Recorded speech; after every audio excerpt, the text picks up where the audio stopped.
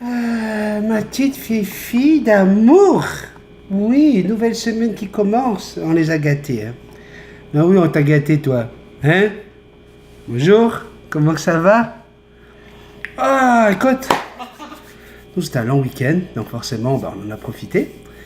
On a même été chez notre petite famille de la Rive-Sud pour aller jouer hier avec des enfants. C'est une petite famille qu'on connaît ici depuis 8 ans maintenant. Et puis ils ont 3 enfants, 16, 12 et 10 ans, quelque chose comme ça. Et du coup, on a amené le Cluedo, qu'ils ne connaissaient pas, le Cluedo. Alors les parents ne connaissaient pas non plus, c'est le Cluedo que nous a offert Sandrine quand elle est venue de France. Ben oui, parce que Sandrine, elle n'est pas venue les mains vides, elle est venue avec plein de cadeaux. Et dans les cadeaux, il y avait un jeu de Cluedo. Et donc voilà, alors on a passé la journée à essayer de tuer le colonel Moutarde, qui était l'assassin du jour, quand même, 2 fois ça a été l'assassin. Et puis on a passé une super belle journée familiale. Et donc voilà, mais ça ne m'a pas empêché, vous l'avez remarqué, de vous faire quelques petites vidéos sur les lampes UVB, etc. Donc voilà, ça c'est fait. Alors je tiens juste à finir une petite précision pour la lampe UVB. Effectivement, si vous regardez bien la vidéo, vous voyez bien que la lampe, elle est d'un côté de la cage, qu'il y a le pot de bouffe, qu'il y a même toujours des petites choses qui sont au-dessus de la cage pour permettre à Jackson d'aller dans un coin d'ombre et de ne pas avoir la lumière qui lui tape directement sur elle ou dans les yeux, d'accord? Parce que c'est dangereux pour les yeux. Et encore une fois, je voudrais remercier Stéphane, Lucky Maeva, qui a fait en sorte que je donne un peu plus de précision sur le sujet, c'était important. Nous sommes dans le café numéro 130, déjà 130 cafés, et j'ai décidé, parce que voilà, j'ai envie, voilà, on fait évoluer les choses. Vous avez vu, il y a une petite vidéo hier où je raconte l'histoire de Bizoukon.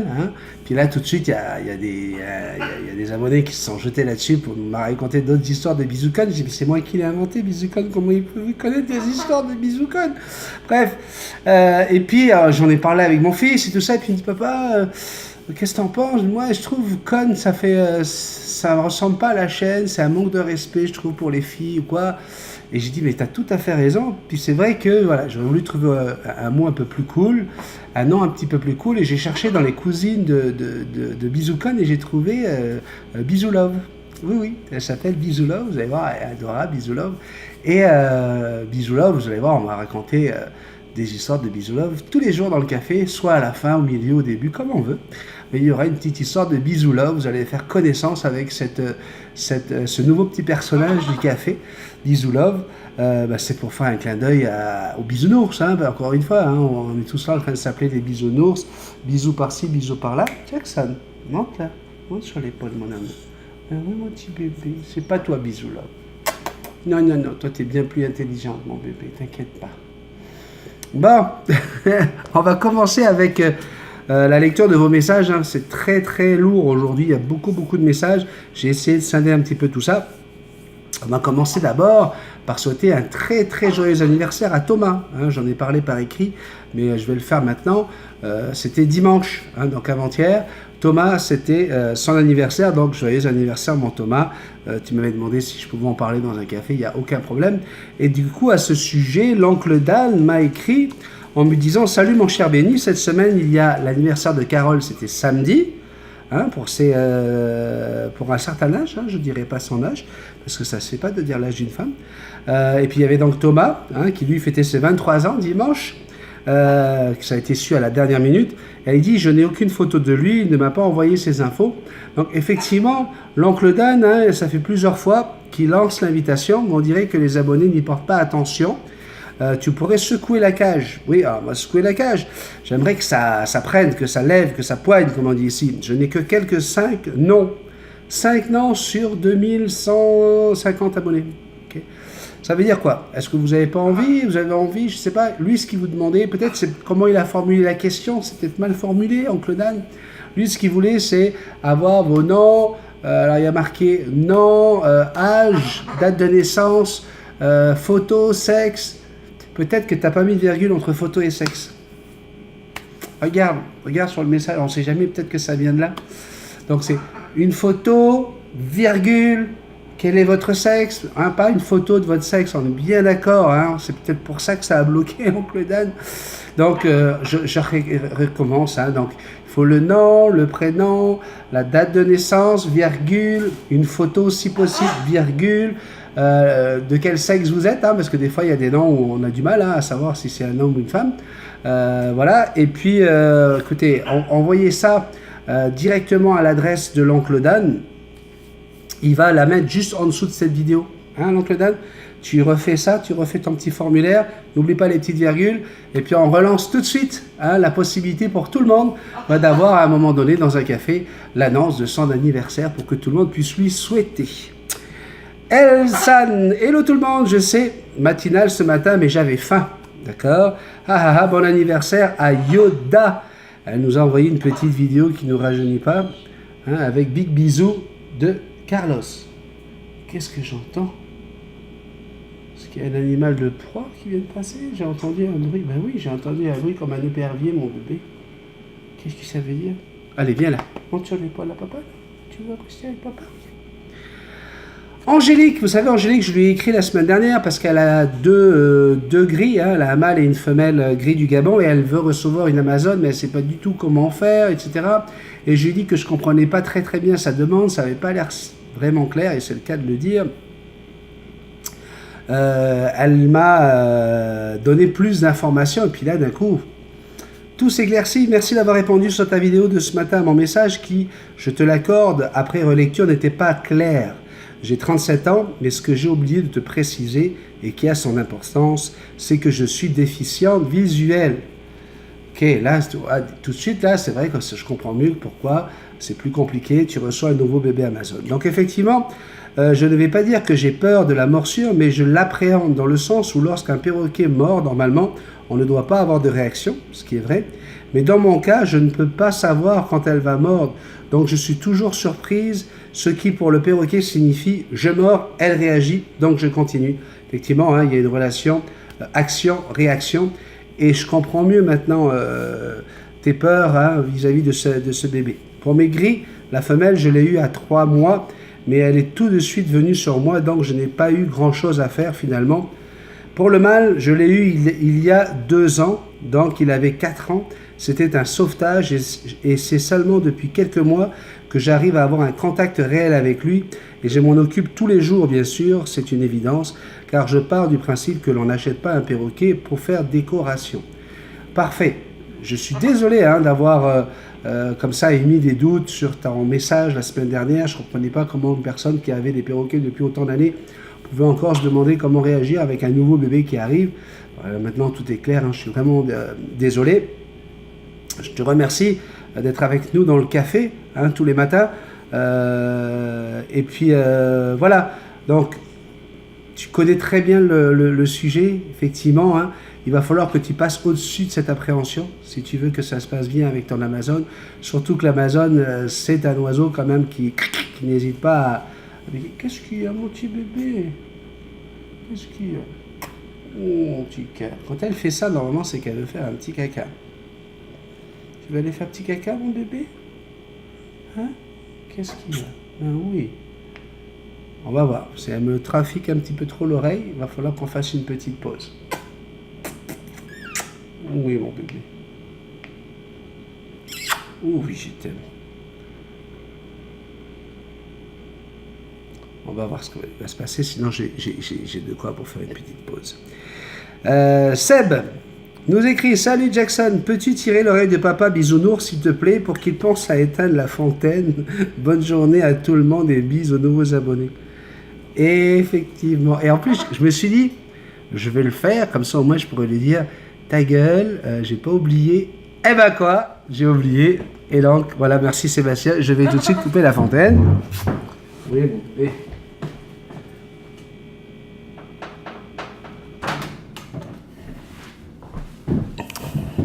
Et voilà, grâce à la magie de la vidéo, on a pu sortir dehors et aller faire un petit caca sur la pelouse. Ben oui, comme ça, ça ira mieux. Merci Seb d'avoir pensé à la fontaine. Ça, c'est fait. Overgood, Claude. Salut Benny, ben voilà un homme moderne qui participe aux travaux ménagers. Par contre, tu as oublié le tablier pour faire le ménage. C'est vrai, Claude. En fait, je mets le tablier, c'est quand je suis tout nu. Comment fais-tu pour nettoyer les barreaux des écuelles et le fond de la cage à fond? À l'animalerie, pardon, la conseillère, excusez-moi, voyons donc, c'est un mal, vous inquiétez pas, il pique pas celui-là. À l'animalerie, la conseillère m'a parlé d'eau de javel. À quelle période les perroquets font-ils leur mue et pour quelle durée? Merci pour tes conseils. Un bonjour à Jackson et à tous les multitaskman. Claude et Enzo, là, vous me posez beaucoup de questions, donc j'en ai reçu aussi par courriel. Je ne pourrais pas répondre à toutes parce que ça prendra un café. Ne vous inquiétez pas, cette semaine, je vais en parler. Il y a des belles suggestions également. Alors, on va prendre les questions les unes après les autres. Pour nettoyer les barreaux et les écuelles et le fond de la cage à fond. Moi, je vais vous dire franchement, mes écuelles, là, ce sont des pots en porcelaine. Donc, moi, je les nettoie tout simplement à l'eau claire. Et je mets la main à l'intérieur. De temps en temps, je vais y aller avec une éponge qui est faite que pour ça. C'est-à-dire, pas une éponge où on met de l'eau de vaisselle, où on met des produits ou quoi que ce soit. Et je rince à grande eau. D'accord? Donc, vous rincez à grande eau. Tout simplement, il y a pas, moi je ne mets pas d'eau de javel dans les écuelles ni dans les écuelles d'eau ou de bouffe.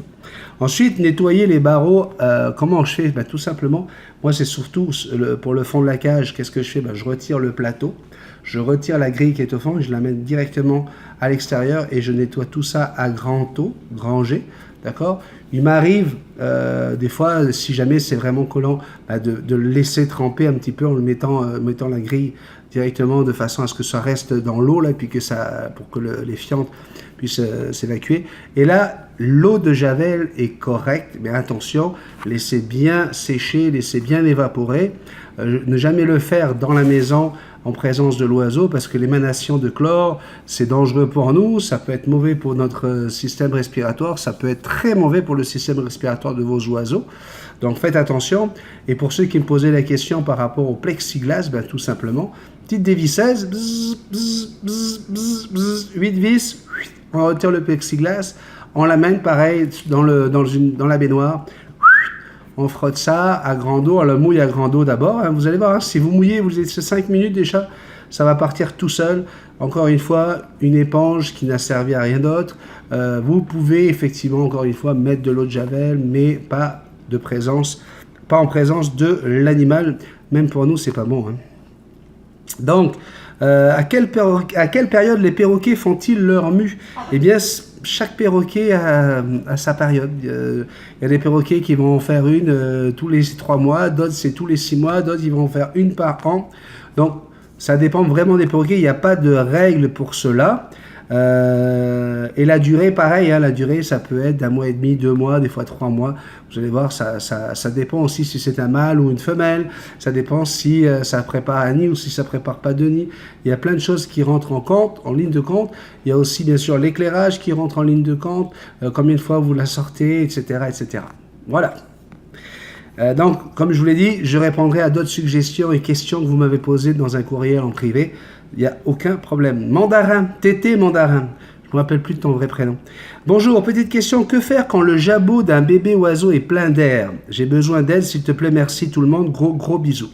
Alors d'abord, j'aimerais savoir, lorsqu'on décide de nourrir soi-même un oiseau, on prend beaucoup de risques, beaucoup de dangers si on n'est pas un éleveur professionnel. Ok? Avant de répondre à ta question.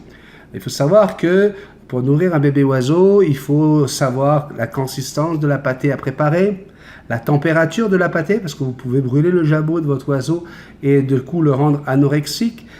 Si c'est trop froid, il n'en voudra pas non plus.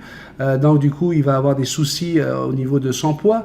Il faut calculer l'évolution du poids, prendre le poids tous les jours. Il faut que ça augmente de minimum entre 5 et 10 grammes par jour. Pendant les premiers jours, il faut que ça grimpe assez rapidement.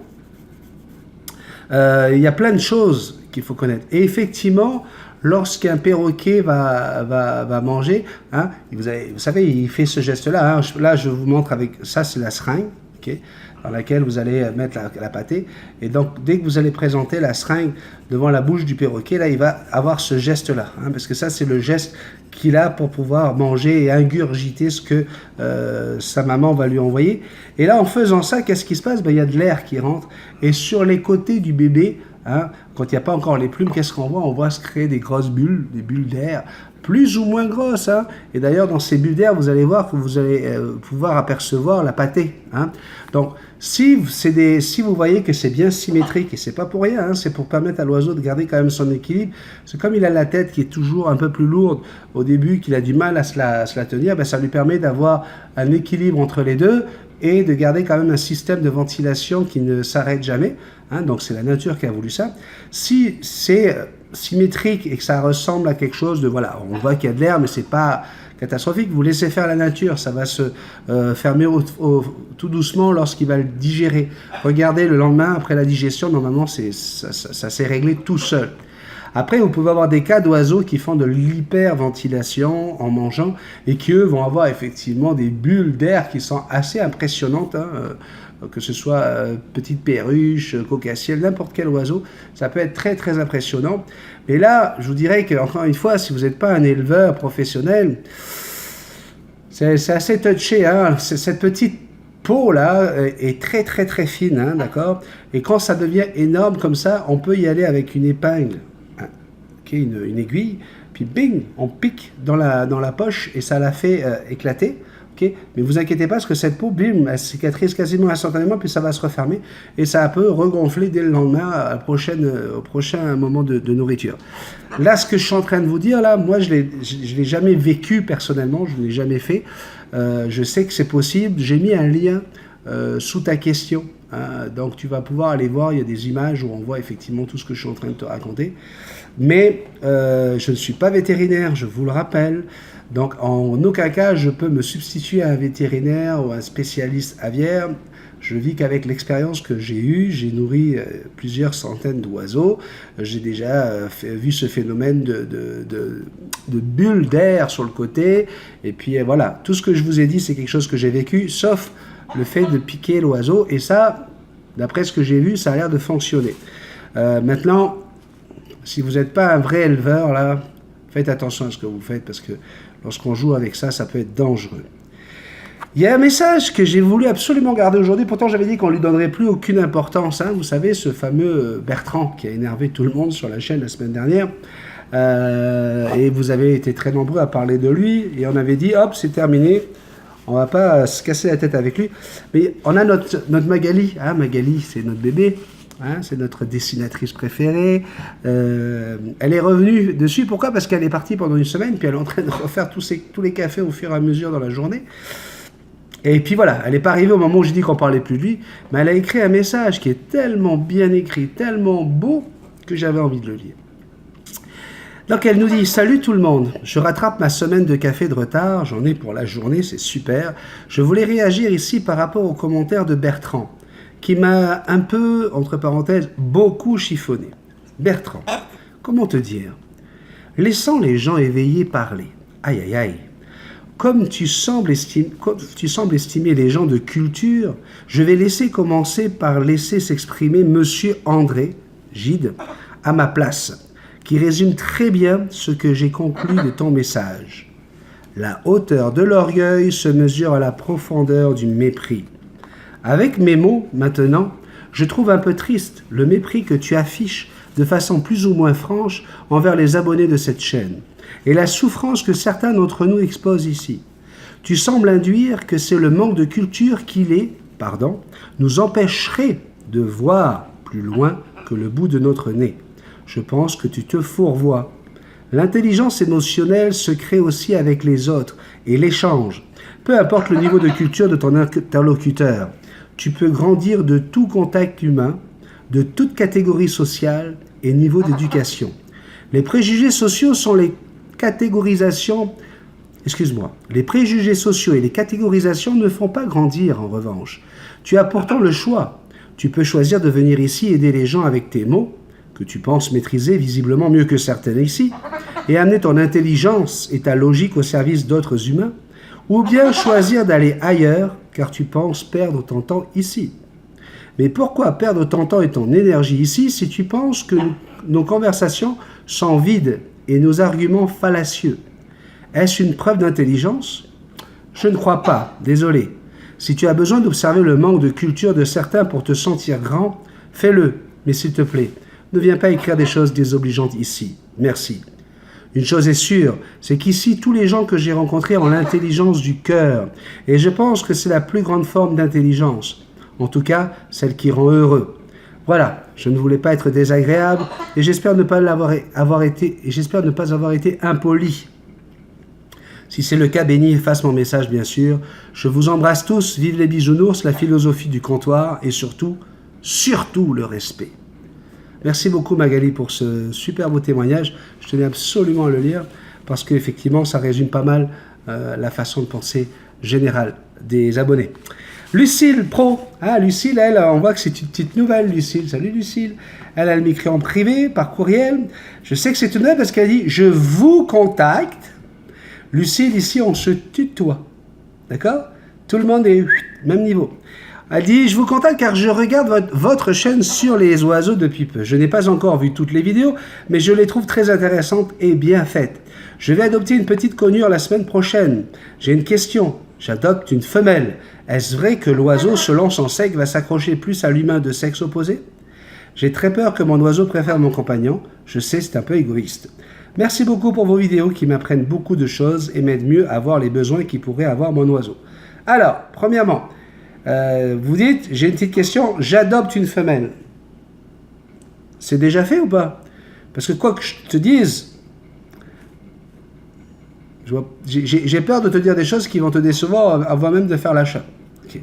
Deuxièmement, oui, effectivement, souvent le perroquet s'accroche à l'humain de sexe opposé. C'est vrai. Et troisièmement, je préfère toujours conseiller à quelqu'un de prendre un mâle à une femelle. Une femelle, ça a plus de, comment on appelle ça, plus de caractère, ça a plus de, c'est plus bipolaire, ça va, selon le moment de leur vie, vont être beaucoup plus marqués par leurs hormones, etc. Enfin, c'est des filles, quoi. Désolé, je vous dis. Donc, voilà. Si tu voulais mon conseil, moi, je suis plus pour un mâle qu'une femelle. Eric Ray. Bonjour, je m'appelle Eric, j'aimerais adopter une conure soleil, tiens. Mais je crains la puissance de ses vocalises. Peux-tu me renseigner sur ce sujet? Merci d'avance. Alors, pour les conures, la conure soleil, c'est bien celle qui crie le plus, malheureusement. Juste après, dans l'ordre, tu vas avoir la conure à joue verte. Et puis, on va aller plus vers une conure pineapple ou conure ananas, qui, elle, va être un peu moins... ou opaline. Il y a plusieurs noms. Hein. Selon les pays, on les appelle de noms différents. C'est une conure qui a une couleur beaucoup plus pâle que celle de la conure soleil. La conure soleil, on l'a surtout parce qu'elle est très, très jolie, très, très belle, très joueuse, très intelligente. Quand elle se met à mordre, elle fait très, très mal. Mais effectivement, elle crie. Alors pour ça, je t'invite à aller regarder un peu plus de vidéos avec Benny, dans la playlist Benny et les oiseaux. Tu vas voir qu'il y a toute une liste de vidéos avec des questions. Et comment éviter à votre oiseau de crier, je pense que ça doit faire partie des vidéos, je ne sais plus, hein, j'ai plus de... je pense qu'on doit avoir presque 300 vidéos maintenant. Donc, mais il me semble que dans un spécial, j'avais parlé de ça. Comment faire pour éviter que votre oiseau crie. Hein, c'est juste une histoire d'action et de réaction. Christophe Ardouin. Salut Multitasman, salut Jackson, salut la chaîne. Petite question par rapport à une vidéo où tu expliques que dans les plumes, il y a des plumes naissantes. Attention, naissantes, pas de sang ou quoi, naissantes, et ça forme un pic. Du coup, ça peut lui faire mal et il faudrait les enlever. Attention, on n'enlève pas les plumes. Viens voir Jackson, tu vas servir de cobaye encore une fois, mon petit bébé d'amour. Oh, et mon bébé d'amour, viens encore. Les plumes naissantes, là, d'abord, il faut attendre qu'elles atteignent une certaine maturité avant de commencer à regarder. Montre à papa, mon bébé. Oh là là. Et donc, je vais faire une vidéo spéciale là-dessus. Voilà, ici, là, vous avez des plumes naissantes. J'espère que vous les voyez bien. Vous voyez les plumes naissantes qui sont ici, là? Donc, effectivement, là, tout ce qu'il y a autour, là, vous allez pouvoir, avec votre angle, en pressant comme ça, juste enlever comme une paille, hein, c'est comme une paille en plastique, là, qui se trouve autour de la plume pour dégager la plume. Je n'ai pas dit d'arracher la plume naissante, non, sinon ça risque d'être très douloureux pour l'oiseau, et effectivement, on ne va vraiment pas aimer ça. Parce que déjà, quand on travaille sur les plumes naissantes, vous voyez, ça peut faire mal, parce que, voilà, vous l'enfoncez un peu dans la peau et tout. Donc, quand je dis qu'il faut enlever, ce n'est pas la plume. Ça casse facilement, et des fois, non. Quand ça ne casse pas, c'est que ce n'est pas prêt. D'accord? La plume, quand elle commence, elle est dans cette bulbe qui est quand même assez difficile. Et tant que vous n'avez pas un petit bout de plume qui dépasse, quelque chose qui sort de là, touchez à rien. Laissez la plume grandir d'elle-même. D'accord? Quand elle sort de la peau, là, c'est comme une dent qui sort. Ça fait mal à votre oiseau. Okay? Et n'allez pas jouer avec ça, là. Ça fait mal. Alors que quand la plume est bien, elle a déjà pris une bonne longueur, et que vous avez le petit bout qui dépasse, eh bien vous enlevez que ce qu'il y a autour, là. En faisant comme ceci, tout autour de la plume, vous tournez comme ceci, et là, vous glissez la paille le long de la plume. Je vais essayer de faire une vidéo spéciale là-dessus. Du coup, ça lui fait mal, comme tu disais. Des fois, j'y vais avec d'un pincement net, puis grosse douleur aussi, et le pic ne casse pas. Donc, cool. Normalement, il n'y a pas à aller sec, ou franchement, il faut y aller tout doucement. Ma conure en a plein, c'est un bébé, du coup, je pense que c'est normal ou pas. Oui, c'est normal, un bébé, tu as toutes les nouvelles plumes qui arrivent, donc il faut attendre encore un petit peu que c'est... Quand tu vas voir qu'il y en aura plein sur elle, c'est parce qu'elle-même, elle se gratte, elle-même, elle essaie de les enlever. Quand tu vois des petites, comme de la poudre ou de la poussière, ou des petites écailles, là, eh ben, ça veut dire que voilà, elle est en train de faire ses plumes elle-même, mais il y a tout au niveau de la tête, autour du cou, qu'elle n'atteint pas facilement. C'est pour ça qu'elle se gratte, mais en se grattant, elle ne fait pas ça forcément aussi bien que si elle était avec un partenaire, parce que dans la vie, hein, c'est pour ça qu'ils se béconnent constamment, c'est le partenaire qui s'occupe de faire ça. D'accord? Mutrin Grain. Salut Benny, Jackson, Suki, Manouya. Eh oui, j'ai rattrapé mes lacunes en Benny. Salut les abonnés, je n'ai pas eu le temps d'écrire. Je ne désespère pas d'échanger, de répondre. Pour l'instant, je regarde, écoute et rattrape les cafés et autres vidéos signées Benny. Je tenais bien sûr à souhaiter un joyeux anniversaire au magnifique Yoda. De gros bisous de Normandie à Laurent, Yoda, Benny et vous tous abonnés de Multitasman. Rémi, notre Rémi national québécois. Bonjour tous. En tout premier, bonne fête au beau Yoda, à Laurent, le grand patron. Que du bonheur à ce beau gris.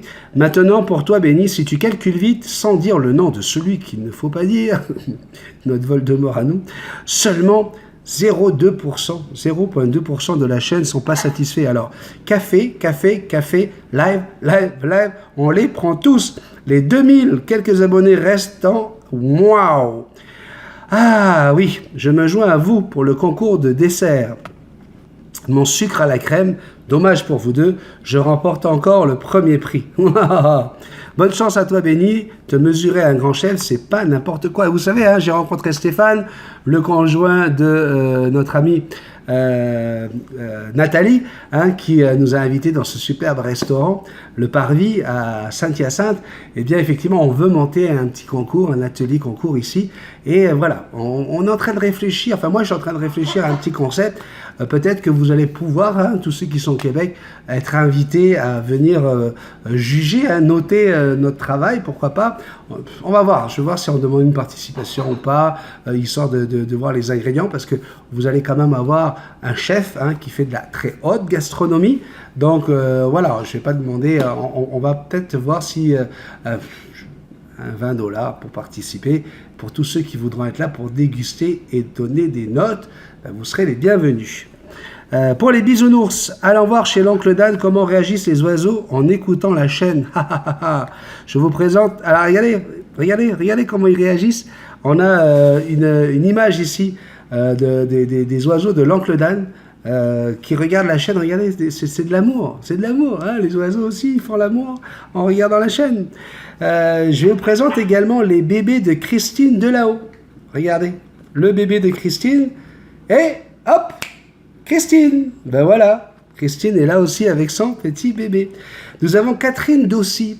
Hein, parce qu'en fait, voilà, ce qui se passe, c'est que j'ai été un peu plus sur Facebook pour voir un petit peu comment vous échangiez les choses, comment vous vous parliez. Puis j'ai eu le plaisir de voir que vous vous êtes retrouvés également, hein, pour passer un moment ensemble. Donc on a eu des très très belles images. Et puis j'ai vu que certains partagent leur passion autre que celle des perroquets. Hein, ce qui est bien, ce qui montre que vous êtes des multitaskman. Et puis Catherine aussi nous montre qu'elle a dans cette passion avec ces super, regardez, avec des perles, avec des choses. Donc j'ai voulu récupérer ces images. Et puis Catherine également est allée en voyage, vous le savez, pendant une semaine. Et alors là, elle nous a rapporté des images magnifiques avec des petits chimpanzés. Ça là, je suis jaloux, mais vraiment jaloux. C'est fantastique. Très très belles images.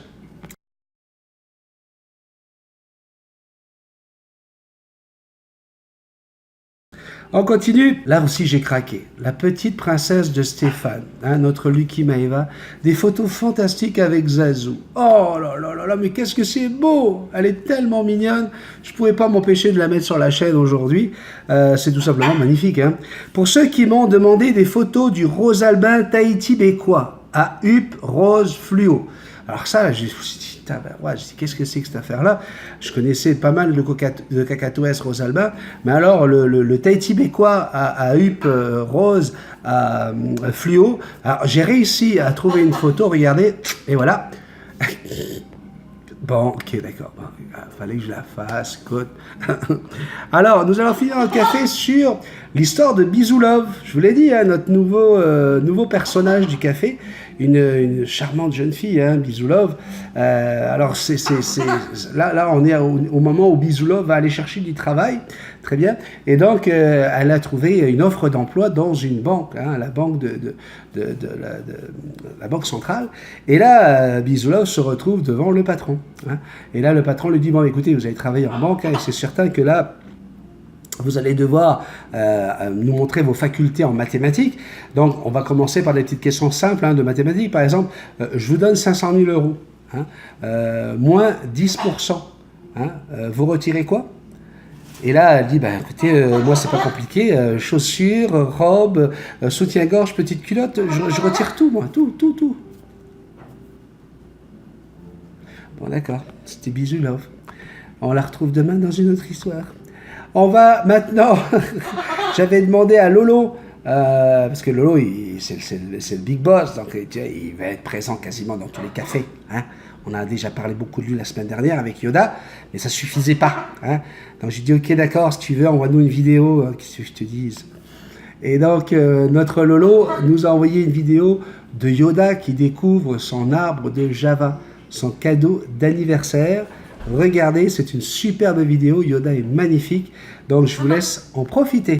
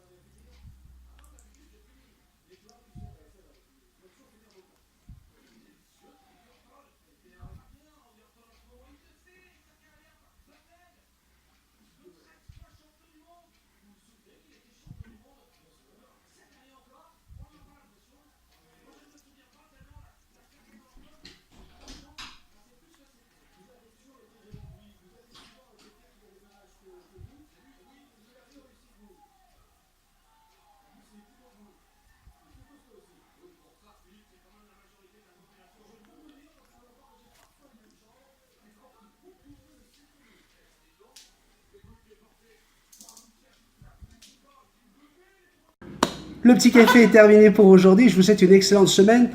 Malheureusement, je vais être à Ottawa toute la journée. Ça risque de finir tard demain. Donc, je ne suis pas sûr de pouvoir vous offrir un café demain. On va voir ça. Hein. Je vous donnerai des nouvelles. Ou sinon, que je dise pas de bêtises. Je vais voir, parce que c'est soit demain, soit après-demain que je dois aller à Ottawa. Mais en tout cas, s'il n'y a pas de café, c'est que je n'ai pas pu le faire. Donc on se retrouve de toute façon au café numéro 131. Hein, tout simplement, ça ne change pas. N'oubliez pas, s'il vous plaît, de partager. C'est important, c'est comme ça qu'on va pouvoir avoir de nouveaux abonnés. Hein, c'est comme ça qu'on va pouvoir grandir la famille. Les petits pouces, hein, le petit pouce en l'air, s'il vous plaît. Hein, on ne l'oublie pas, celui-là. Et puis, bien sûr, oui, si vous avez besoin de m'écrire, vous avez l'adresse. Si vous n'êtes pas abonné, pas compliqué, hein. Toujours pareil, on clique sur le petit bonhomme au chapeau et aux lunettes. Je vous dis merci, Jackson. Elle a besoin d'être avec son papa, là, ça je vois. Où est mon bébé? Viens voir mon bébé. Oui, il n'y a pas de problème. Tu veux peut-être aller faire un autre petit caca? Hein? Ben oui, on a mangé tout à l'heure, donc c'est peut-être ça. Allez, bisous, je vous laisse. Bye.